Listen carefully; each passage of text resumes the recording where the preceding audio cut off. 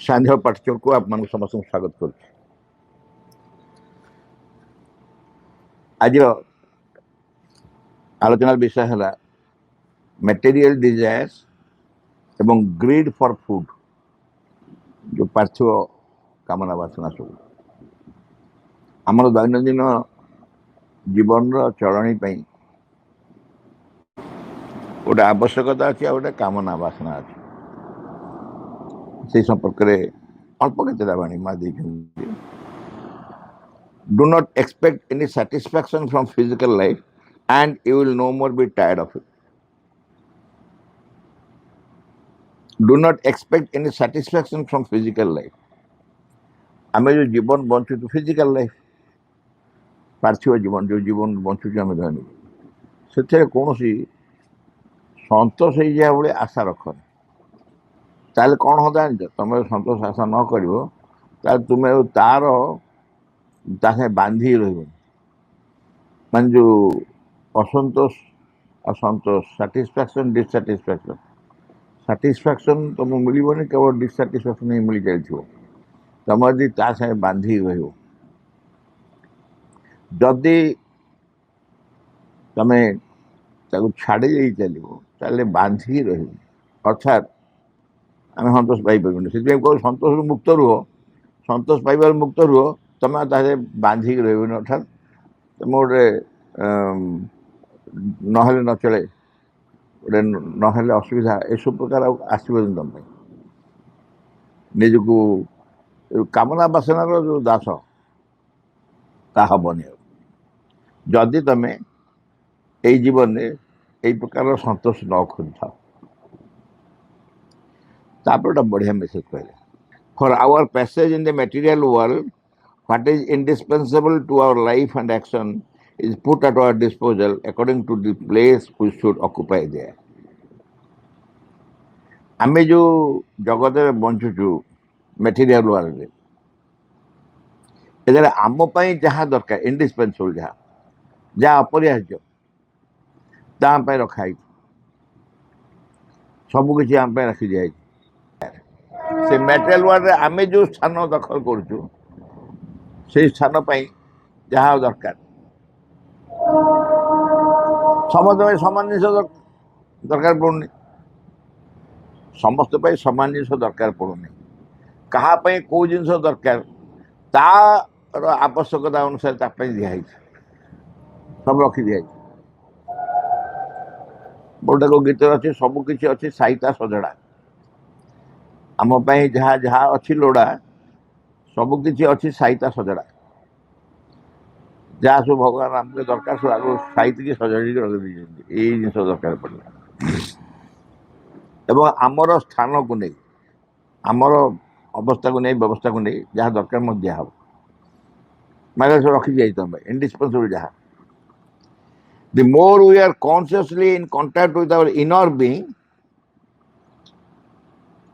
The more we are consciously contact with our inner being आमर अंतर सत्ता जी अच्छी ता संगे जिते अधिक रु अधिक सचेतन भाव आम संपर्क में आसवा सचेतन हो कहीं संपर्क जमी अच्छी इनर बीइंग सागर आम सचेतन नुह सचेतन भाव संपर्क में आसवा the more exact at the means we are giving एकदम जहाँ दरकार ठीक से दिखाई कम बेसी नहीं किसी नहीं आमर कम कौन दरकार कम कहीं दिहब आम कहीं हईराण बेसी भी कौन लोड़ा जी दरकार से देरी चलो अधिक दरकार नहीं हम तापर कहले what is bad is slavery what is bad is slavery slavery माने कृतदासत्व कृतदासत्व ये स्लेवर शब्द गुड़िक सब विदेशी से माने बहुत व्यवहार करते कृतदास माने कौन माने जी बिक्री होती जो मनीष माने बिक्री होती अतीत अमेरिका रे गोरा कला चलता कला लोक माने नीलाम होते ଏବଂ ନିଲାମରେ ଯିଏ ଧରିବ ଯେତେ ପଇସା ନେଇ ତାକୁ କିଣିବ ସେ ତାକୁ ନେଇଯିବ, ସମଗ୍ର ଜୀବନ ପାଇଁ ନେଇଯିବ। ଏବଂ ସେ ଯାହା କରିବ ଇଏ କିଛି ଆର ନିଜସ୍ୱ କିଛି ନାହିଁ, କିଛି କରିପାରିବନି, କାରଣ ସେ ଦାସ ହେଇଗଲା। ସେ ତାକୁ ଯେପରି ବ୍ୟବହାର କରିବ। ମୋ ଜୀବନରେ ମୁଁ ସବୁଠାରୁ ବଡ଼ ବହି ଯେଉଁଟା ପଢ଼ିଛି ସେଟା ଓଡ଼ିଆରେ ହେଉଛି ଟମ କକାଙ୍କ କୁଟୀର। ଅବଶ୍ୟ ଲାଇଭ୍ ଡିଭାଇନ୍ ଇତ୍ୟାଦି ପରେ ପଢ଼ା ହେଲା। ଟମ କକାଙ୍କ କୁଟୀର, ଅଙ୍କଲ ଟମ୍ସ କ୍ୟାବିନ୍ର ଓଡ଼ିଆ ଅନୁବାଦ ବୈଦ୍ୟନାଥ ଷଡ଼ଙ୍ଗୀ କରିଥିଲେ। ମୁଁ 9th କ୍ଲାସ୍ରେ ତାକୁ ପଢ଼ିଥିଲି। ବହୁତ ଚମତ୍କାର ବହି। ଏଇଟା କେବଳ କୀର୍ତ୍ତ ଦାସଙ୍କ ଉପରେ ଲେଖା ହେଇଛି। ସେ ଟମ୍ ଯିଏ ଅଙ୍କଲ ଟମ୍ ଯାହା ନାଁ କୁହାଯାଇଛି ସେ ହେଉଛି ଜଣେ କୀର୍ତ୍ତ ଦାସ। ସେ କେମିତି ତାଙ୍କ ଜୀବନ କାହାଣୀ ବର୍ଣ୍ଣନା କରାଯାଇଛି। ଏଠି ତମେ ବି ଗୋଟେ କୀର୍ତ୍ତ ଦାସ ହେଇଯିବ, ଅର୍ଥାତ୍ ତମର ନିଜର କିଛି ତମ ଗୋଟେ ସ୍ଲେଭ୍ ଭଳିଆ ହେଇଯିବ। ମା କହେ ସେମିତି ହୁଅନି, ସେଇଟା ସବୁଠୁ ଖରାପ କଥା। What is bad is slavery. ତମେ କାହାର ଦାସ ହୁଅନି, କାହାର ଦାସ ହୁଏନି। ତାପରେ କେତେ ସୁନ୍ଦର ବୁଝେଇଛନ୍ତି, slavery to abstinence as well as slavery to need। ଆବଷ୍ଟିନେନ୍ସ ହେଉଛି ସନ୍ନ୍ୟାସ, ସନ୍ନ୍ୟାସର ଦାସ ହୁଅନି କି ବିଳାସର ବା ଆବଶ୍ୟକତାର ଦାସ ହୁଅନି, ନିଡ୍ସରେ ବି ନୁହଁ। এইটা ନହେଲେ ନଚଳେ ତମେ ତା ଦାସ ହେଇଗଲଣି। ଏଇଟା ନହେଲେ ନଚଳେ କାହା ମାନେ ତମେ ତା ଦାସ। ଏଇଗୁଡ଼ା ଏଗୁଡ଼ା ମତେ ବଡ଼ ଅସୁବିଧା ହେଇଯିବ, ମୋ ପାଖରେ ରଖନି, ତମେ ନେଇଯା। ତାମାନେ ତମେ ଏଇ ଯୋଉ ଶ୍ରୀ ଅରବିନ୍ଦଙ୍କର ସେ କଥା ନାହିଁ, ଦେବଦାସ ଗାନ୍ଧୀଙ୍କ ପୁଅ ଯୋଉ ଯାଇଥିଲେ, କୁହାଯାଏ, ଅଛି ନିଶ୍ଚୟ, ଘଟଣା ସତ୍ୟ, ପ୍ରକାଶ ହେଇଛି କୋଉଠି। ସେତେବେଳେ ଶ୍ରୀ ଅରବିନ୍ଦ ଚୁରୁଟ ଟାଣୁଥିଲେ, ସ୍ମୋକ୍ କରୁଥିଲେ। ଦେବଦାସ ଗାନ୍ଧୀ ଦେଖିଲେ, କହେ why you are attached to smoking। Shri Arvind କ'ଣ କହିଲେ, why you are attached to non-smoking। Attachment is bad, smoking ବା non-smoking। ତେଣୁ ଏଇଟା ଆମେ ଯୋଗ ଅର୍ଥରେ ନେଇ ଯାଇପାରୁ, କିନ୍ତୁ ବାସ୍ତବ କଥା ସେୟା, ସନ୍ନ୍ୟାସର ବି ଦାସ ହୁଅନି। ଧରାଯାଉ ମୋର ଆବଶ୍ୟକତା, ଅର୍ଥ ଆବଶ୍ୟକତା ନାହିଁ, ମୋର ଅର୍ଥ ଦରକାର। ଯଦି କିଏ ଆଣି ଦେଲା ତମ ପାଖରେ ଟଙ୍କା କିଛି, ଉଠା ଉଠା ଉଠା ଉଠା ଉଠା ଉଠା ଉଠା ଉଠା ଉଠା, କ'ଣ ସିଏ ରହିଲେ କ'ଣ ହେଇଯାଉଛି, ଖଣ୍ଡିଆ ହେଇଯାଉଛନ୍ତି। ସେଟା କ'ଣ ପାପ? ଅର୍ଥ ବା ମାଙ୍କ ଶକ୍ତି। ନାଇଁ ଆଉ କିଛି ରଖୁଛ ମୋ ପାଖରୁ ଉଠେଇ ନିଅ, ମୋତେ ମୁଁ ତ ଛୁଇଁବିନି ଅର୍ଥ। କାହିଁ ଛୁଇଁବନି? ଛୁଇଁଦେଲେ କ'ଣ ହେଇଯାଉଛି? ସେମିତି ଯାହା ଟଙ୍କା ଖର୍ଚ୍ଚ ହବ ସବୁ ମୋଠୁ ନବ, ମୋରି ପାଖରେ ଟଙ୍କା ରହିବ, ଏଇଠୁ ସବୁ ନବ। ମାନେ ଇଏ ଟଙ୍କା ପ୍ରତି ଆସକ୍ତି, ଏ ଟଙ୍କା ପ୍ରତି ନିରାସକ୍ତି, ଉଭୟ ହେଉଛନ୍ତି ଭୁଲ। ଏ ସ୍ଲେଭ୍, ଇଏ ବି ଗୋଟେ ସ୍ଲେଭ୍, ସେ ବି ଗୋଟେ ସ୍ଲେଭ୍। ତେଣୁ ସନ୍ନ୍ୟାସ ପାଇଁ ନୁହଁ କି ବିଳାସ ପାଇଁ ବା ଆବଶ୍ୟକତା ପାଇଁ ନୁହଁ, କାହା ପାଇଁ ତୁମେ ଦାସତ୍ୱ ସ୍ୱୀକାର କରିବନି, କାହା ଅଣ୍ଡରରେ ରହିବନି। What comes we take, but always ready to let it go if it goes। ଯାହା ଆସୁଛି ଆମେ ନବା, ଯାହା ମଧ୍ୟ ଯାଉଛି ନେବି, ଆଉ ଯଦି ଯାଉଛି ଛାଡ଼ିଦେବ, ଯାଉ। ଧରାଯାଉ ତମେ ଗୋଟେ ପାର୍ଟିକି ଯାଇଛ, ବହୁତ ବଢ଼ିଆ ବ୍ୟବସ୍ଥା ଖାଇବା ପିଇବା ହେଇଛି, ତମେ ଜାଣିନା VIP ଗେଷ୍ଟ ମାନେ ଯୋଉଠି ବସିବେ, ତମେ ଯାଇ ସେଇଠି ବସିଗଲ। ଦେଖିଲା ବେଳକୁ ସେଠି ସବୁ ବଢ଼ା ହେଇଛି, ବିରିୟାନୀ ଫିରିୟାନୀ ସବୁ ବଢ଼ା ହେଇଛି। ତମେ ଆଗ ଖାଇବା ପିଇବା ବଜା ସବୁ ଇଆ କରୁଛନ୍ତି ନା କ'ଣ? ବସିଛ କି ନାହିଁ ଆରମ୍ଭ କରିଥିବ, ହଠାତ୍ ଯାହା ଆସିଲା, ସେଠି ବସ, ସେଠି ବସ ନା, ଆଉ ନା ଆପଣ ପାଇଁ ସେପଟେ, ଏପଟେ କେଉଁ ପଟେ ସେପଟେ ଯାଇ ଦେଖିଲା ବେଳକୁ ସେଠି ରୁଟି ଡାଲମା ଏସବୁ। ଏଇ ବଢ଼ିଆ, ଏଇ ବଢ଼ିଆ, ସେଇ ବଢ଼ିଆ, ଏଇ ବଢ଼ିଆ, ଯାହା ହେଲେ ବଢ଼ିଆ, ଠିକ୍ ଅଛି। ଆସୁଛି ଯଦି ଆସୁ ନବା, ଯାଉଛି ଯଦି ଯାଉ ଛାଡ଼ିଦେବା। ସେ ଯୋଉ ଗୋଟେ ରାଜାଙ୍କ କାହାଣୀ ନାହିଁ, ରାଜା ଗଲେ ସନ୍ନ୍ୟାସୀଙ୍କ ପାଖକୁ, ସନ୍ନ୍ୟାସୀ ତାଙ୍କ ଘରେ ତାଙ୍କ ଗାଁରେ ଆସି ଆଶ୍ରମ କରି ରହିଛନ୍ତି, ଶୁଣିଲେ, ଯାଇ ପହଞ୍ଚିଲେ, କହିଲେ ଆଜ୍ଞା ଏଠି କ'ଣ ରହିଲେ, ଏଇଟା ଗୋଟେ ଜାଗା, ଆପଣ ଚାଲନ୍ତୁ ମୋ ଉଆସରେ ରହିବେ। ଚାଲ। ସନ୍ନ୍ୟାସୀ ତପସ୍ୟା ଧ୍ୟାନ କରୁ ତାଙ୍କ କାମ କରୁଥିଲେ, ହଠାତ୍ ଉଠିଲେ, ତାଙ୍କ କମଳ ଧରିଲେ, ଚାଲ। ସେ ଯାଇ କହିଲେ ଏଇଟା ହେଉଛି ମୋ ଉଆସ, ନା ସେଟା ବହୁତ ବଢ଼ିଆ, ଠିକ୍ ଅଛି, ଏଇଟା ମୋ ବେଡରୁମ୍, ଏଇଟା ମୋ ବେଡ୍, ବସି ପଡ଼ିଲେ, ଶୋଇପଡ଼ିଲେ, କହିଲେ ବଢ଼ିଆ ଲାଗୁଛି। ସେଠୁ ରାଜା ଦେଖିଲେ ସନ୍ନ୍ୟାସୀ ଭଲ ଲାଗୁଛି, କହିଲେ ହଉ ଶୁଅ ସେଠି, ଶୋଇଲେ। ତାପରେ ଆଉ ନ ଯାଆନ୍ତି, ଆଉ ନ ଯାଆନ୍ତି, ସେଇଠି ରହିଲେ, ତାଙ୍କ ଘର ବ୍ୟବହାର କଲେ, ସେଇଠି ଖାଇଲେ, ଶୋଇଲେ, ସବୁ କଲେ। ରାଜା କହିଲେ କି ସନ୍ନ୍ୟାସୀ, କହିଲେ କି ସନ୍ନ୍ୟାସୀ, କ'ଣ ଏଇଠି ରହୁଛନ୍ତି, ଏଇଠି ସବୁ। ହଠାତ୍ ଦିନେ କହିଲେ ଯିବାକୁ ଜମା କହୁନାହାନ୍ତି ତ। କହିଲେ ସ୍ୱାମୀ ଆପଣ ଆଶ୍ରମକୁ ଯିବେନି? ନା ହଁ ଯିବା। ଉଠିଲେ ପୁଣି ଭୁସୁନି ପଡ଼ିଲେ, କମଣ୍ଡର ଫମଣ୍ଡର ଯେମିତି ଦେଶରେ ପଳେଇଲେ। ସେପଟେ ଆସିବାରେ କିଛି ଆପତ୍ତି ନାହିଁ, ଯିବାର ବି ଆପତ୍ତି ନାହିଁ, ଯାହା ମିଳିଲା ମିଳିଲା, ଯାହା ନ ମିଳିଲା ନାହିଁ। ଏ କହିବା ଅର୍ଥ ହେଉଛି ଡୋଣ୍ଟ ବି ସ୍ଲେଭ୍, କାହାର ଦାସ ହୁଅନି। ଏଇଟା ନହେଲେ ନ ଚଳେ, ଯେତିକି ଭୁଲ ଏଇଟା ନିହାତି ଦରକାର, ସେତିକି ଭୁଲ, ଯାହା ହବ ଚଳିବ।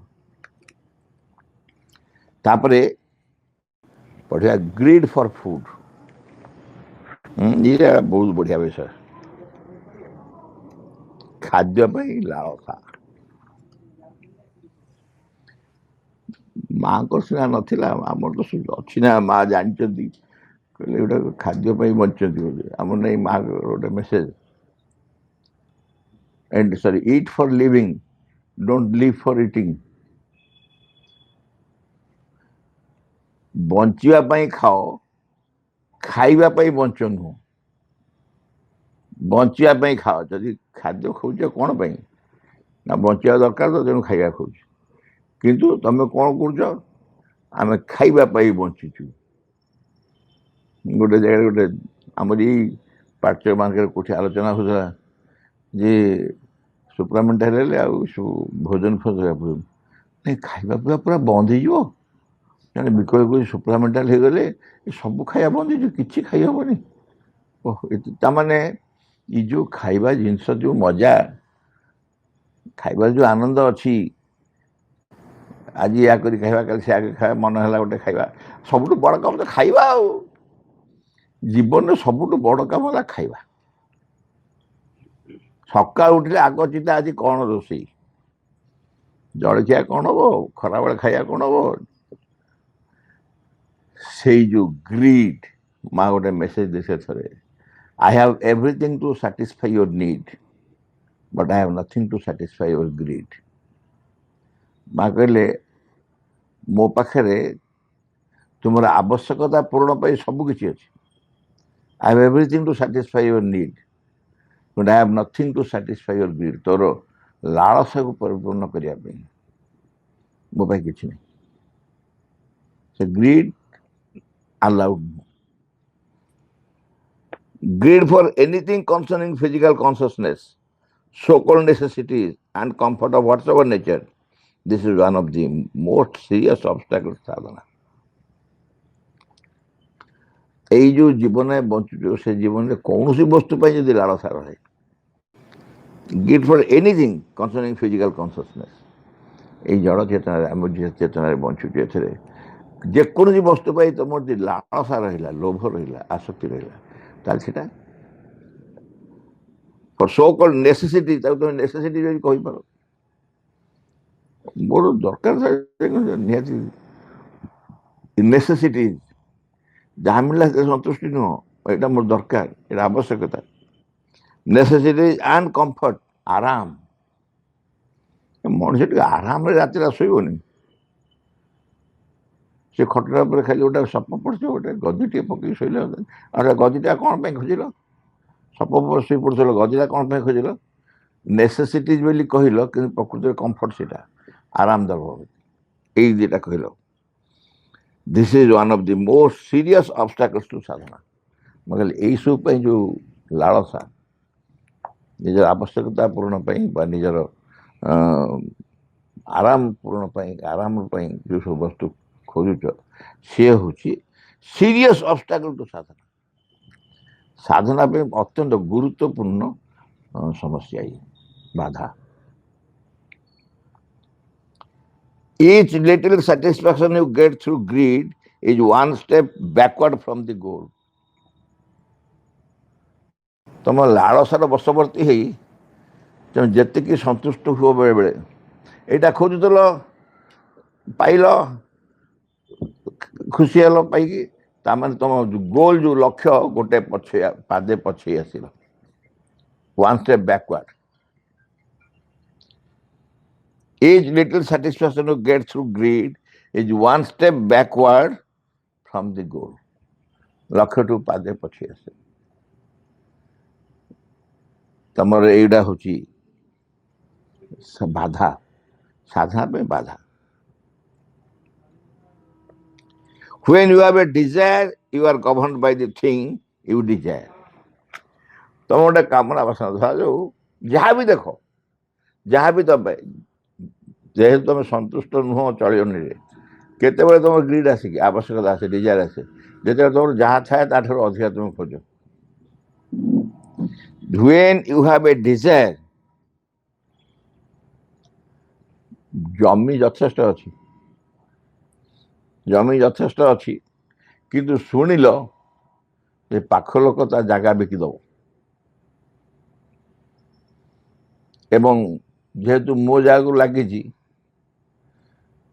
ମୋତେ ସୁବିଧା ହବ ଆଉ ମୁଁ ଯାହା ଦାମ ଦେବି ସେ ନେବାକୁ ବାଧ୍ୟ ହବ ସେତିକି ରାସ୍ତା ନେଇ ଆସିବେ ଅନ୍ୟ ଲୋକ। ସେ ଆସି ଆପ୍ରୋଚ୍ କଲା ହଁ ନେବି ଦେଖିବା ପଇସା ପତ୍ର ନାହିଁ ତାକୁ ନେବା ପାଇଁ ହେଲେ ଠକିବ ଟିକେ ସବୁ କହିବ। ତାପରେ ତା ସାଙ୍ଗେ କଥାବାର୍ତ୍ତା ହବ ଆଉ ରାତିରେ ତମକୁ ନିଦ ହବନି କେମିତି ସେ ଜାଗାଟା ଦଖଲ କରିବି। ଜାଗା ତମ ଯଥେଷ୍ଟ ଅଛି ଯଥେଷ୍ଟ ଜାଗା ଥାଇ ଆଉ ଖଣ୍ଡେ ଏକ୍ସଟ୍ରା ଜାଗା ତମେ ଖୋଜୁଛ କ'ଣ ପାଇଁ? ସେ ଡିଜାୟାର। এইটা কামনা বাসনা এটা আবশ্যকতা নুহ। তুমি যেতবে গোটে ডিজায়ার করুথাও তুমি সে ডিজায়ার দ্বারা কন্ট্ରୋଲ ହୁଅ ମାନେ ସିଏ ତମକୁ ତାପରେ ସେ ଜାଗା ଯେଉଁ ଜମି ଖଣ୍ଡକ ସେ ଜମି ତକ ଯେଉଁ ତକ ଅଛି ସିଏ ତମକୁ ତ ସେଇ ନଚେଇବ ଡିଜାୟାର ତମେ ଦାସ ହେଇକି ରହିଗଲ। When you have a desire, you are governed by the thing you desire. ଯାହା ତମେ ଖୋଜୁଛ ଯାହା ତମେ ଚାହୁଁଛ ଇଚ୍ଛା କରୁଛ ସେ ହିଁ ତମକୁ ଗଭର୍ଣ୍ଣ କରୁଛି ବା ସେଇ ତମକୁ ଶାସନ କରିବ। ତାପରେ ସେ ଲୋକକୁ କାହା ହାତରେ ଖବର ଦେବ ତାକୁ ଡକେଇବ 3 ଥର ତାପରେ ତାକୁ କେମିତି କେମିତି କ'ଣ କରିବ ଗୋଟେ ପ୍ରେସର ପକେଇବ ଧମକା ଧମକି କରିବ ସେ କରିବ ସେଇ ଜାଗା ହିଁ ତମକୁ ତାପରେ ଶାସନ କଲା ସେ କଣ୍ଟ୍ରୋଲରେ ରଖିବ। It takes possession of your mind and your life. ସେ କ'ଣ କରେ ତମ ମୁଣ୍ଡ ଆଉ ତମ ପ୍ରାଣ ମନ ଆଉ ପ୍ରାଣକୁ ଦଖଲ କରିନିଏ। ମନ ଆଉ ପ୍ରାଣ ଦଖଲ କରିନିଏ। ଇଏ ହେଉଛି ଗୋଟେ ଡିଜାୟାର ଯେତେବେଳେ ତମ ଭିତରେ ପ୍ରବେଶ କରିଥାଏ ତମେ ଆଉ କିଛି ମନେ ପଡ଼େନି ସେତେବେଳେ କେବଳ ତାରି କଥା ମାନୁଥା। ସେ ତମକୁ କହୁଥାଏ ଏଇଟା କର ସେଇଟା କର ଆକୁ ଡାକ ତାକୁ ଡାକ। ସରପଞ୍ଚକୁ କହିଦେ ସରପଞ୍ଚ କଥା ଶୁଣିଲେ ଆଜି ହେଇଯିବ ତାକୁ କିଛି ପଇସା ଦେଇଦେ ତାକୁ କେତେ କ'ଣ ଭାବ ମୁଣ୍ଡରେ ପଶିବ ମନ ପ୍ରାଣ ପୁରା ସେଥିରେ ଦଖଲ ହେଇଯିବେ। and you become a slave. ତାପରେ ତମେ ଗୋଟେ ଦାସ ହେଇଯିବ ସେ ଡିଜାୟାରର ଦାସ ହେଇଗଲ। ସେଟା ଡିଜାୟାର ସେଟା ନିଡ୍ ନୁହଁ। ତମର ପୋଷାକ ନାହିଁ ଖଣ୍ଡେ ସାର୍ଟ କିଣିବାକୁ ପଡ଼ିବ ସାର୍ଟ ଖଣ୍ଡେ ନହେଲେ ତମେ ପିନ୍ଧିକି ବାହାରକୁ ଯାଇପାରିବନି। ସେତେବେଳେ ସାର୍ଟ ଖଣ୍ଡେ ଯାହା ଯେଉଁ ସାର୍ଟ ଖଣ୍ଡେ ମିଳିଲେ ଗୋଟେ କମିଜଟେ ହେଲେ ବି ଚଳିବ ଗୋଟେ କମିଜ ଦରକାର ପିନ୍ଧିକି ଯିବି ବାହାର। କିନ୍ତୁ କମିଜ ତମର 4-5ଟା ଅଛି 6ଟା ଅଛି ଆଉ କାହା ପାଖରେ ଭଲ ସାର୍ଟ ଦେଖିଲେ କହିଲେ ସେ ସାର୍ଟଟା କେଉଁଠି ମିଳୁଛି କ'ଣ କରୁଛି ବୁଝିଦେଲ ତାପରେ ତ ନହେଲା ପର୍ଯ୍ୟନ୍ତ ସେ ତ ତମକୁ ନଚେଇବ। ତାପରେ ସେ ଖଣ୍ଡ କେମିତି ଆସିବ ସେ ସାର୍ଟଟା କେମିତି ଭାଇ ବଢ଼ିଆ ସାର୍ଟ ଯାଉ ଦେଖିଲେ ଦେଖିବୁ ସେ ପିନ୍ଧିଛି ଦେଖିବା ସେଠି ସେ ବୁଲୁଛି ଦେଖି ପିନ୍ଧିବୁ କେମିତି ଦେଖିବୁ କେତେ ସୁନ୍ଦର ଦେଖାଯାଉ ଦେଖିବୁ ଦେଖାଉନି ସିନ୍ଦୁର ଦରକାର ସେଟା କେମିତି ନେବା ଗୋଟେ ସିନ୍ଦୁର ଆଣି ପଚାରିଲି ବୁଝିଲି କେତେ ରେଟ୍ କହିଲା ଆଉ ଚାଲ ଆଉ ତୁମେ ଗଲା ସବୁ ଭୁଲି ସାରିଲଣି ଖାଲି ସେଟା ସେ ବସ୍ତୁ ଉପରେ ଯେଉଁ ଆଗ୍ରହ ଆକର୍ଷଣ ରହିଲା ତୁମର ତୁମେ ତା ଦାସ ହେଇଗଲ ତାପରେ if you have greed for food you are no more the master of food it is the food that masters you ଆଉ ଯଦି ତମେ ଖାଦ୍ୟର ଲାଳସା ରହିଲା ଖାଦ୍ୟ ତୁମକୁ ତମେ ଆଉ ଖାଦ୍ୟର ମାଷ୍ଟର ହେଇପାରିବନି ଖାଦ୍ୟ ତମର ମାଷ୍ଟର ହବ ବୁଝୁଛୁ ଖାଦ୍ୟର ତୁମେ ଆଉ ତାକୁ ତମେ ସଂଯତ କରିପାରିବନି ସଂଯମ ଆଚରଣ କରିପାରିବନି ଖାଦ୍ୟ ଉପରେ କାରଣ ଖାଦ୍ୟ ତମକୁ କଣ୍ଟ୍ରୋଲ କରିବ ଯଦି ଖାଦ୍ୟ ପ୍ରତି ତମର ଲାଳସା ରହିଲା 3-4 ଦିନ କି 5 ଦିନ 10 ଦିନ ପରେ ଗୋଟେ କ'ଣ ପର୍ବ ଅଛି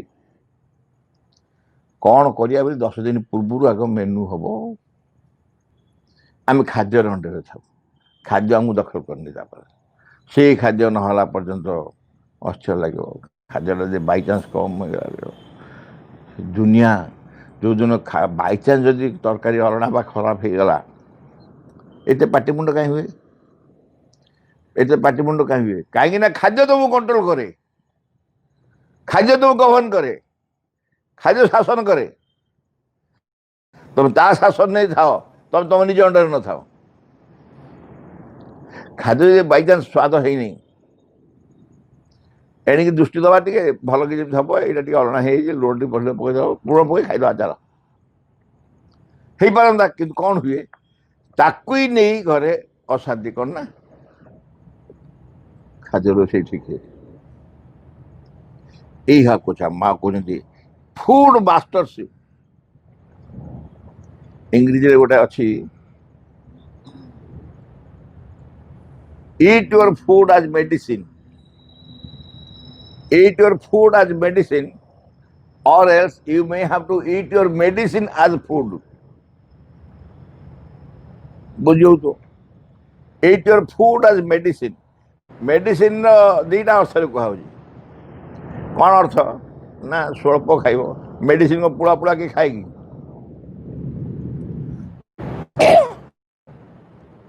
ଅଳ୍ପ ଅଳ୍ପ ଖାଇବ ଏବଂ ମେଡିସିନ୍ ଯେମିତି ଟାଇମଲି ଖାଆନ୍ତି ସେମିତି ଟାଇମଲି ଖାଇବ ସ୍ୱଳ୍ପ ଭାବରେ ଖାଇବ ଏ ହେଉଛି ମେଡିସିନ୍ର ଧାରା ସେଇଥିପାଇଁ ଫୁଡ୍ ସେମିତି ଖାଇବ ତା ନହେଲେ କ'ଣ ହବ ମନ ଇଚ୍ଛା ଗେଫିବ ଖାଇ ଖାଇ ଖାଇ ପେଟେ ଖାଇବ ଆଉ ତାପରେ ପେଟ ଖରାପ ନିଶ୍ୱାସ ନେଇପାରୁନଥିବ ତାପରେ କ'ଣ ହବ ଦେହ ଖରାପ ହବ ଆସ୍ତେ ଆସ୍ତେ ସବୁ ପ୍ରକାର ଶରୀର ଅସୁସ୍ଥ ହବ ଧୀରେ ଧୀରେ ତାପରେ ତମର ଖାଦ୍ୟ କମିଯାଇ ମେଡିସିନ୍ ବଢ଼ିବ ସକାଳୁ ଉଠିକି ଖାଲି ପାଟିରେ ଏଇଟା ଖାଇସାରିକି ଜଳଖିଆ ଖାଇସାରି ଏଇଟା ସେଇଟା ଖରାବେଳେ ଏଇଟା ରାତିରେ ଶୋଇବା ପୂର୍ବରୁ ଏଇଟା ଶୋଇଲା ପରେ ଏଇଟା ନାଇଁ ଶୋଇଲା ପରେ ନାହିଁ ଏଇସବୁ ଖାଦ୍ୟ ଦିନ ଯାକ ଖାଦ୍ୟ ମାନେ ଏତିକି ଖାଇବା ଔଷଧ ଖାଇବ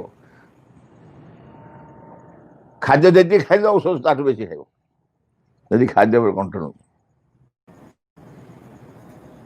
ମୋ ଆଈ ଯେତେବେଳେ ନୂଆ ନୂଆ ପଣ୍ଡିଚେରୀ ଗଲା ତାର ସବୁ ବିଭିନ୍ନ ପ୍ରକାର ଦେହ ଅସୁସ୍ଥ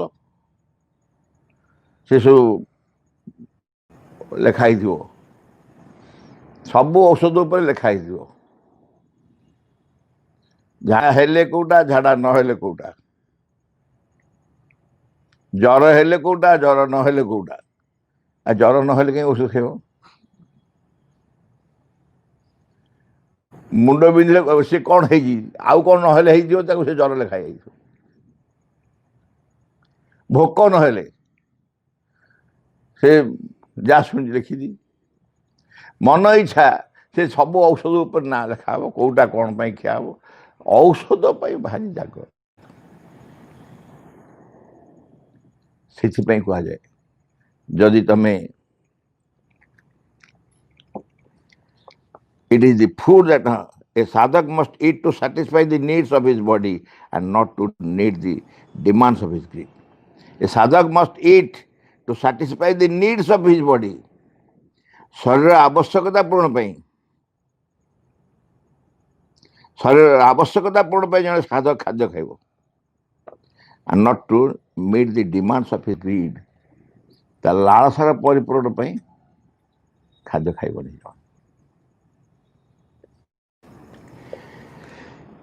If you prefer the pleasures of the palate to the union with the divine, pleasures of the palate na union with the divine, कौन तम दरकार? palate होची रसना, जीभ, स्वाद। If you prefer the pleasures of the palate to the union with the divine, it is your own lookout and I have nothing to say. भगवान सहित मिलन अंतर union with the divine, भगवान संगे मिलन आउ पार्टीर स्वाद, खाद्यर स्वाद, ए दुईटा तुम कौटा चाहूच? तुम सहीटा चाहूता खाद्य मो पार्टी स्वाद को चाहूता, तो दायित्व बाबा तू कर। आई हैव नथिंग टू से with the divine. It is your own lookout and I have nothing to say except that I do not approve. माँ कहले एटा कि मु एटा जमा हेले तो अनुमति देबिनी, तू यदि कर मत यदि पचार जाए मु कहबी मु एटा अनुमति देबिनी। But each one must be free to choose whether he will rise above his lower nature or sink down in the material pit. समस्ते स्वाधीन, समस्ते निज निज बाटर आम स्वाधीन। आम जो अवस्था जो से अवस्था ऊर्ध्व को उठा चाहूँ ना गर्तर गली पे चाहूँ। जो मेटेरियल पिट जो अच्छी गार, sink down in the material pit, ये जो पार्थिव जगत जड़ जगत जो गर्त से गर्त पड़ा चाहूँ ना rise above the lower nature. आम जो निम्न प्रकृति सब अच्छी से निम्न प्रकृति ऊर्ध्व को उठा चाहूँ ना गर्त गली पड़ जाए। ए दुटा भी जो आमको चूज करा पड़े, आमको कहीं बाध्य करेंगे यहाँ कर बा सीटा कर। एमती किए अच्छी निर्बोध आम भर कौटा चूज कर जानी किए आम भर निर्बोध अच्छी जे कि जानी मुझे कौटा चूज करी बापा बाछीदेलु मु गाତରେ पढ़ी ना उर्दू को उठी। हाँ आम समस्ते जाचु प्रकृतिर आवश्यकता आम कौन अच्छे, तेणु आमको सिद्धांत ना पड़ो, आम से दायी। माँ कहले my help is always for those who choose the higher path. गाତରେ पड़ा को साहय करेंगे, my help will be that गाତରେ गली पड़ा। माँ कहले जो मैंने ऊर्ध्व को उठा चाहते सब मोर साहय। तेणु जी गाତରେ गली पड़ा माने कौन? चेतनार गर्तरे, चेतनार गर्तरे निम्न चेतना ठू ऊर्ध्व को उठा चाहूँ ना निम्न चेतना आहूर तलू जा चाहूँ। एथर जी जोटा चाहूँ मगर तमें चूज कर, जो ऊर्ध्व को जाऊँ चाहूँ मोर साहय। जे गली पड़ा चाहूँ मागे पड़ उठे दूसरी बास से साहय से तुम तुम निज दायित्व पड़ो उठा जमी उठ तुम तुम चेष्टा कर। It is an inner attitude of freedom. It is an inner attitude of freedom from attachment and from greed for food and desire of the palate that is needed. तुम भीतर गोटे मनोभाव सृष्टि हो जो ग्रीड कथा कहुची कौटा ग्रीडटा केतेबेले ग्रीड केतेबेले ग्रीड तमें आमर आवश्यकता कौन आम जानू आवश्यकता अधिक हेल्ले ग्रीड लालसा सब से दिन से रोगीर कहानी कही ना कही बोधे को पार्चक मन नहीं से खाई खाई एत खाइले जे निश्वास नहीं पारे गड़ला डाक्तर पाक जा सह सह गड़ला डाक्तर कहले एत कहीं खाऊ ना कहीं खाऊ कहीं उत्तर देवी आप खाईदेली भल लगे खाईदेली खाईदे आ निश्वास नहीं पारे से डाक्तर कौन कहले कहले बटिकाटा खाईदि शीघ्र आराम लगे ना डाक्तर बटिका जगह थी आउ टे खीरी खाई न सारी बटिका टाइप भी जगह रखी ना भितर एभली जदि तुम ग्रीड ही खाइब तेणु तुम कुआड़े जीव तुम जान it is an inner attitude of freedom from attachment and from greed for food गोटे निज मन भितर गोटे मनोभाव भितर गोटे हृदय मनोभाव रही मनोभाव कौन रहा फ्रीडम फ्रॉम अटैचमेंट आसक्ति मुक्त इटा ना हेनी सेटा ना हेनी खाद्य कथा पड़ी खाद्य कथा पड़ी आज किसी ना ये अच्छी खाई चल जार आटाचमेंट फॉर फूड थी से चल पार आम जो छुआ को देखी विभिन्न जगह कैंप फैम मान छुआ कौन मो अपा भाई की देखी मुझे गोटे आम टीचर्स ट्रेनिंग कैंप ठिया हली डाइनिंग हॉल आगे किए छाड़ सेपटू देखिले भाई कौन ठिया कहला से भाई देखुं किए कौन छाड़ू झील मान दुनिया बाग एटा खाइबेनी सेटा खाइबेनी जी धरिक आसा से अटकली खा भाई मु सारू खाएनी मुझे आने ठीक आने से नहीं आसा मुझे दुटा सडन खाईदे भाई मैं खाईदे खाईदे समझे ठिया खाइले मुझे जी न खाए मुझे खाईदेवी मोर नईटा बईटा भाई चिंता नहीं खाईदेवी अच्छा खाइब कौन चॉइस कौन गोटे यहीटा खाइबी सेटा खाइबी खाद्य अखाद्य दि जाए खाद्य कौन विष दि जाए मारे एमती कौन आम मनीष ये खाद्यटा खाइबी से खाद्यटा खाइबी कहीं खाइबी तमें यहाँ गोटे आसक्ति गोटे खाद्य प्रति निजर गोटे दुर्बलतार आसक्ति and from greed for food and desire of the palate that is needed जो रसना पैलेट माने स्वाद ता प्रति जो कामना जड़े भद्रलोक अच्छा मोर बंधु जड़े बंधु जन आम आत्मीय पीसा हे मुझे जाए देखिली दांड घरे बस आमटी मुँह सुखी बस मुझे पीसी पाक सीधा करगली भितर कहली नानी आम पीसी नानी डाकू नानी पीसा कौन है ना सी आत्मशुद्धि कर कौन आत्मशुद्धि मु प्रथम शुणिली आत्मशुद्धि कौन ना पिला माने घरे बदमाशी कले कथा कहीं मानले गंडोल कले से खाऊना कहले मोर आत्मशुद्धि ना बोली पिला माने मो कथा मानुना से सबू उपास रही आत्मशुद्धि हम आत्मशुद्धि करने ये हूँ अनड्यू स्टारभेशन स्टारभेशन टा अनड्यू ड्यू हो पाए धरा जो आम सिद्धांत कले वीक्रे गोटे दिन आम उपवास पालन करवा it's a due starvation undue starvation हूँ रागिकी रुषिकी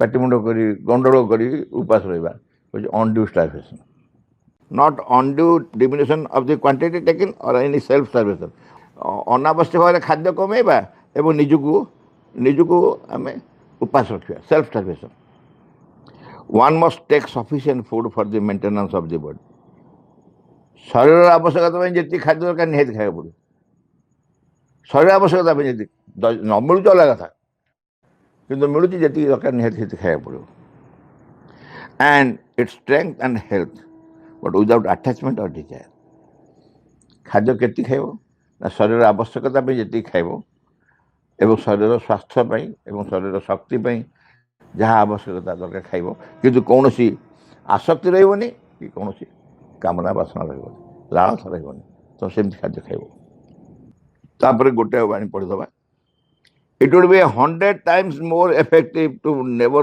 waste food than to cut down one meal as a show and to eat more before and after थरे शास्त्री जी बोधे प्रधानमंत्री थिला बेले गोटे घोषणा कले समस्ते देशव्यापी समस्ते गोटे दिन उपास करिया जय किसान खाद्यर समस्या थाए माँ को पचराला मगर गोटे दिन उपास कर खाद्य बचो जी खाद्य नष्ट होती अटकई दिज्व यथेष अधिक खाद्य बचो आम देश लोक मैंने खाद्य नष्ट कर भी कार्पण्य करते बेस खाद्य नष्ट कर खाद्य नष्ट करवा ना ସେଇଟା हूँ गुरुत्वपूर्ण कथा तुम जहाँ दरकार खाद्यर समस्या दूर हो ଯଦି ଆମେ ଖାଦ୍ୟ ନଷ୍ଟ ନ କରୁ। ତେଣୁ it would be 100 times more effective, 100 ଥର ଅଧିକ ଗୁରୁତ୍ୱପୂର୍ଣ୍ଣ to never waste food than to cut down one meal as a so. ଗୋଟେ ମିଲ୍ ନ ଖାଇବାଟା ଗୋଟେ ସୋଟା।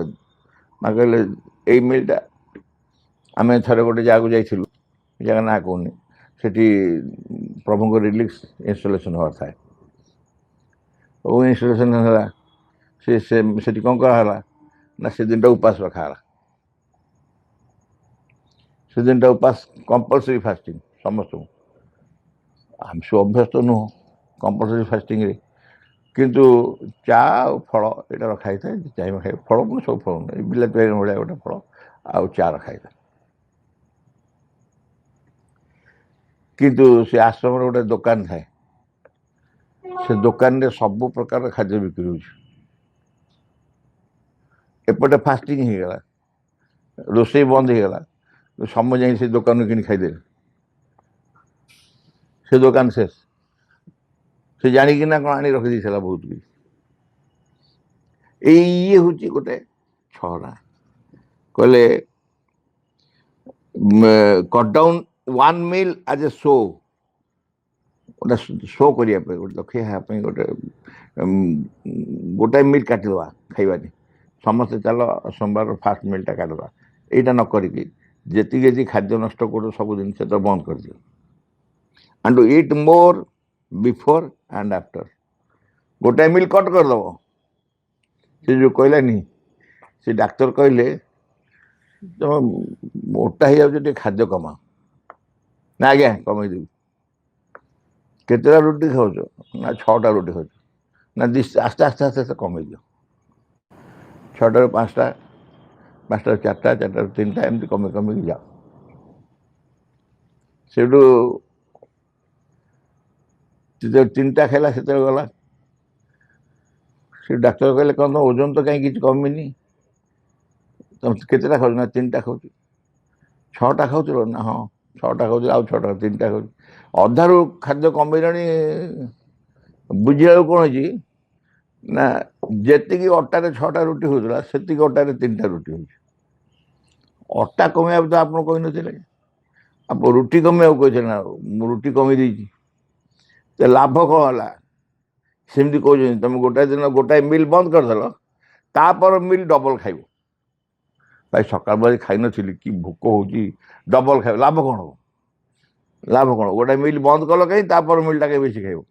କିମ୍ବା ଯେଉଁ ରାତିରୁ ବେଶୀ ବେଶୀ ଖାଇ ଦେଇଥିବ, କାରଣ ସକାଳେ ଉପାସ ଅଛି, ରାତିରୁ ପେଟେ ଖାଇ ଦେଇଥିବ କଷିକି ସଲିଡ୍, କାରଣ କାଲି ସକାଳେ ଉପାସ ଅଛି। ଇଏ କି ଉପାସ? ଆମେ ଦେଖିନୁ ଯେଉଁମାନେ ସବୁ ହଙ୍ଗର ଷ୍ଟ୍ରାଇକ୍ କରନ୍ତି, କାଳେ ଭଲ କି ଖାଇଦେଇକି ହଙ୍ଗର ଷ୍ଟ୍ରାଇକ୍ କରନ୍ତି, ପେଟେ ଖାଇଦେଇ ଯାଇ ହଙ୍ଗର ଷ୍ଟ୍ରାଇକ୍ କରନ୍ତି। କ'ଣ ନା ଆଉ ତ ଖାଇନି ନା, କ'ଣ ଖାଇଛି, ଯାହା ଖାଇଥିବା ସେ 3 ଦିନ ପାଇଁ ନ ଖାଇଲେ ଚଳିବ, କଷିକି ଖାଇଦେଇକି ହଙ୍ଗର ଷ୍ଟ୍ରାଇକ୍ କରନ୍ତି। ମା' କହିଲେ ସେ ଯେଉଁ ଗୋଟାଏ ମିଲ୍ ବନ୍ଦ କରିଦେଇ ତା ପର ମିଲ୍ ବା ତା ପୂର୍ବ ମିଲ୍ ବେଶୀ ଖାଇବା, ଏଗୁଡ଼ା ବେକାର, ବାଜେ, ଶୋ କଥା। A strong, ardent, sincere campaign against the waste of food is essential, and full-heartedly I approve of it. ଖାଦ୍ୟ ନଷ୍ଟ ନ କରିବା ପାଇଁ ସମସ୍ତେ ହୃଦୟ ସହିତ ଚେଷ୍ଟା କର। ଏ ଷ୍ଟ୍ରଙ୍ଗ, ଶକ୍ତିଶାଳୀ, ଆର୍ଡେଣ୍ଟ ଆଣ୍ଡ ସିନ୍ସିୟର କ୍ୟାମ୍ପେନ୍, ଆନ୍ତରିକ ଭାବରେ ଗୋଟେ ପ୍ରଚାର କର, ଚେଷ୍ଟା କର, ସବୁଆଡ଼େ କୁହ, କହି ଚାଲ ଯେ ଖାଦ୍ୟ ନଷ୍ଟ ହେବ ନାହିଁ, ଖାଦ୍ୟ ନଷ୍ଟ କେହି କରିବେ ନାହିଁ। and full-heartedly I approve of it. ହୃଦୟ ସହିତ, ସମ୍ପୂର୍ଣ୍ଣ ହୃଦୟ ସହିତ ମୁଁ ୟାକୁ ଅନୁମତି ଦେବି। Let the inmates of the ashram show their goodwill and collaboration in never eating more than they can digest and never ask for more than they can eat. କହିଲେ ଆଶ୍ରମର ଇନମେଟ୍ ମାନଙ୍କୁ, ଆଶ୍ରମର ଯେଉଁମାନେ ଅନ୍ତେବାସୀ ସେମାନଙ୍କ ପାଇଁ ମା' କହିଲେ, ସେମାନେ ତାଙ୍କର ଗୋଟେ ଶୁଭେଚ୍ଛା ପ୍ରଦାନ କରନ୍ତୁ, ଏ ଗୋଟେ ସହଯୋଗ କରନ୍ତୁ, କୋଲାବୋରେସନ୍ କରନ୍ତୁ, never eating more than they can digest. ଯେତିକି ହଜମ କରିପାରିବେ ତାଠୁ ନ ଖାଆନ୍ତୁ, ଯେତିକି ଡାଇଜେଷ୍ଟ କରିପାରିବେ ସେତିକି ଖାଆନ୍ତୁ। And never ask for more than they can eat. ଯେତିକି ଖାଇପାରିବେ ତାଠାରୁ ଅଧିକ ମାଗନ୍ତୁ ନାହିଁ। ଅଧିକ ମାଗିଲେ କ'ଣ ହେବ? ନଷ୍ଟ କରିବ। ଅଧିକ ମାଗିଲେ ନଷ୍ଟ କରିବ। आश्रम डाइनिंग हॉल खूब कम नष्ट हुए, तथापि नष्ट हुए। मुझे देखिए सब ଭିଜିଟର୍ସ ମୋଷ୍ଟଲି ଭିଜିଟର୍ସ ମାନେ ଆଶ୍ରମବାଡ଼ି ମାନେ ସେଥିରେ ଅଭ୍ୟସ୍ତ ପ୍ରାୟ ଯେତିକି ଆବଶ୍ୟକ ସେତିକି ନିଅନ୍ତି, ବେଶୀ ନିଅନ୍ତିନି। ଭିଜିଟର ମାନଙ୍କୁ କ'ଣ ଡାଲମା ଭଲ ଲାଗେ, କ'ଣ ଭଲ ଲାଗେ ବେଶୀ ନେଇଯିବେ, ଭାତ ଖାଇପାରିବେନି। ସିଏ ଯେତିକି ଭାତ ଡାଲମା ଯାହା ବି ହୁଏ ସେ ଗୋଟେ ଭିନ୍ନ ପ୍ରକାର ସ୍ୱାଦ ତାର, ସେ ଗୋଟେ ଅପୂର୍ବ ସ୍ୱର୍ଗୀୟ ସ୍ୱାଦ। ତାକୁ ଖାଇ ଦେଇଥାନ୍ତି ଭଲ ଲାଗେ, ତାଠାରୁ ବେଶୀ ନେଇ ଆସନ୍ତି ଆଉ ଖାଇପାରନ୍ତିନି। ଡାଲମା ତ ବାଧ୍ୟ ପାଇକି ଛାଡ଼ି ଦିଅନ୍ତି, ଖାଦ୍ୟକୁ ନେଇ ଚାଉଳ ନେଇ ଭାତ ନେଇ ଫିଙ୍ଗି ଦିଅନ୍ତି।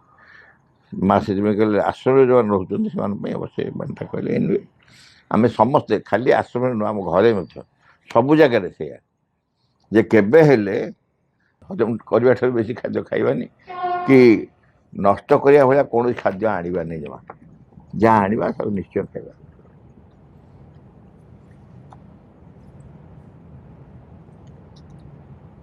ଭଗବତ ସେବକର ପ୍ରାର୍ଥନା। ବିଘ୍ନ ବିନାଶନ ହେ ଭଗବାନ, ଜୟ ହେଉ ତୁମର। ଆମମାନଙ୍କ ଅନ୍ତରେ କିଛି ହେଲେ ଯେପରି ତୁମ କାର୍ଯ୍ୟରେ ଆଉ ବିଘ୍ନ ନ ଘଟାଏ, କିଛି ହେଲେ ଯେପରି ତୁମର ଆବିର୍ଭାବରେ ବିଳମ୍ବ ନ ଘଟାଏ। ସକଳ ବିଷୟରେ ସକଳ ମୁହୂର୍ତ୍ତରେ ପୂର୍ଣ୍ଣ ହେଉ ତୁମର ଇଚ୍ଛା। ତୁମ ସମ୍ମୁଖରେ ଛିଡ଼ା ହେଇଛୁ ଆମମାନେ, ତୁମର ଇଚ୍ଛା ହିଁ ଆମମାନଙ୍କ ମଧ୍ୟରେ, ଆମମାନଙ୍କ ସତ୍ତାର ପ୍ରତ୍ୟେକ ଅଙ୍ଗରେ, ପ୍ରତ୍ୟେକ କର୍ମରେ, ଉଚ୍ଚତମ ଚୂଡ଼ାରୁ ତୁଚ୍ଛତମ ପ୍ରତ୍ୟେକଟି କୋଷରେ ପୂର୍ଣ୍ଣ ହେଉ। ତୁମଠାରେ ଆମମାନଙ୍କର ନିଷ୍ଠା ହୁଏ ଯେପରି ସର୍ବାଙ୍ଗୀନ ଚିରନ୍ତନ। ଆମମାନେ ଅନ୍ୟ ସବୁକିଛି ପରିହାର କରି ଚାହୁଁ ସମ୍ପୂର୍ଣ୍ଣ ରୂପେ ତୁମ ପ୍ରଭାବର ଅଧୀନରେ ରହିବାକୁ। ଆମମାନେ କେବେ ଯେପରି ନ ଭୁଲୁ ତୁମ ନିକଟରେ ଗଭୀର ଭାବରେ, ନିବିଡ଼ ଭାବରେ କୃତଜ୍ଞ ହୋଇ ରହିବାକୁ। ପ୍ରତି ମୁହୂର୍ତ୍ତରେ ତୁମେ ଆମମାନଙ୍କୁ ଯେଉଁ ଅପୂର୍ବ ସମ୍ପଦ ସବୁ ଦାନ କରି ଯାଉଛ, ସେସବୁର କିଛି ହେଲେ ଆମମାନେ ଅପଚୟ ନ କରୁ। ଆମମାନଙ୍କର ପ୍ରତ୍ୟେକ ଅଙ୍ଗ ଯେପରି ତୁମ କାର୍ଯ୍ୟରେ ସହଚର ହୁଏ, ସେସବୁ ଯେପରି ପ୍ରସ୍ତୁତ ହୋଇ ଉଠନ୍ତି ତୁମର ସିଦ୍ଧି ସେବା। ପରମ ସିଦ୍ଧିକର୍ତ୍ତା ହେ ଭଗବାନ, ଜୟ ହେଉ ତୁମର। ତୁମର ବିଜୟରେ ଦିଅ ଆମମାନଙ୍କର ଜ୍ୱଳନ୍ତ ସକ୍ରିୟ ଚରମ ଅଟଳ ବିଶ୍ୱାସ। English prayer. In the name of the mother, for the sake of the mother, by the power of the mother, with the strength of the mother, to all adverse harmful being or force, I order to quit this place at once and forever.